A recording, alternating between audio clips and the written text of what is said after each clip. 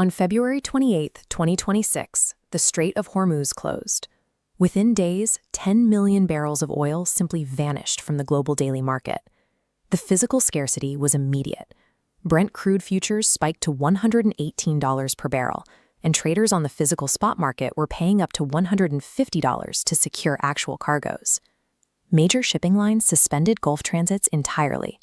They rerouted massive fleets around the southern tip of Africa, adding 14 days of travel and nearly $50 million a week in extra fuel and insurance costs. Supply chains froze, and emergency reserves were tapped.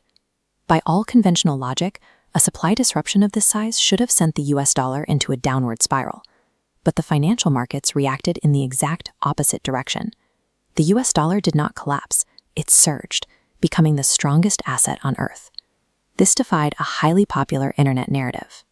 2 years earlier, in 2024, viral reports claimed a 50-year petrodollar deal between the US and Saudi Arabia had expired. The rumor argued that this supposed contract was the only thing forcing nations to buy oil in US currency.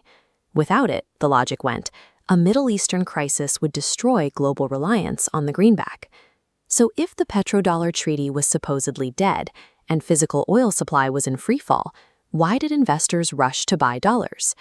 The viral narrative stems from a real event, the 1974 Joint Commission on Economic Cooperation, signed by the Nixon administration and Saudi Arabia. But this was a technical advisory pact, not a binding currency treaty. Saudi Arabia priced its oil in dollars out of pure market convenience because American companies built their early oil infrastructure. That 1974 agreement actually expired in 2001. The dollar's value didn't drop a single point when it ended. Oil exporters use the dollar because they need a secure place to store immense wealth. The U.S. Treasury market provides the liquidity, legal protection, and depth that no other currency can currently offer. The petrodollar system survives because of structural reality, not a secret political handshake. To understand the dollar's 2026 surge, we have to look at a massive shift in the global math. This chart tracks global oil prices against the value of the US dollar. In the late 20th century, the United States was a massive net importer of oil. Notice how the two lines move in exact opposition. When global oil prices spiked, the US had to spend more to bring energy into the country. This expanded the trade deficit, weakened terms of trade, and sent capital bleeding overseas. A high oil price meant a weak dollar. Then the American shale revolution happened. Through horizontal drilling and hydraulic fracturing, the United States transformed itself into a global net energy exporter by the 2020s. Look at this chart now in the modern era. The physical transformation flipped the math.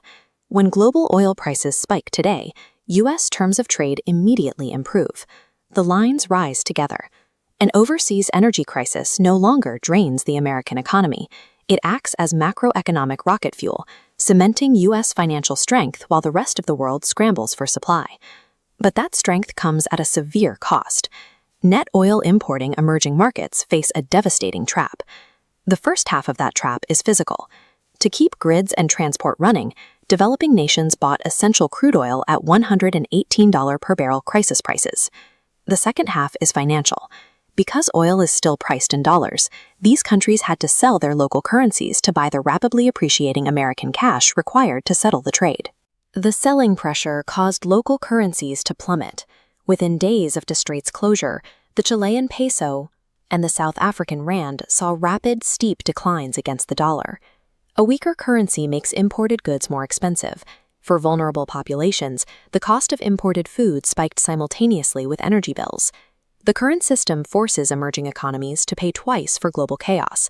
They pay once for expensive oil and again for the expensive dollars needed to buy it.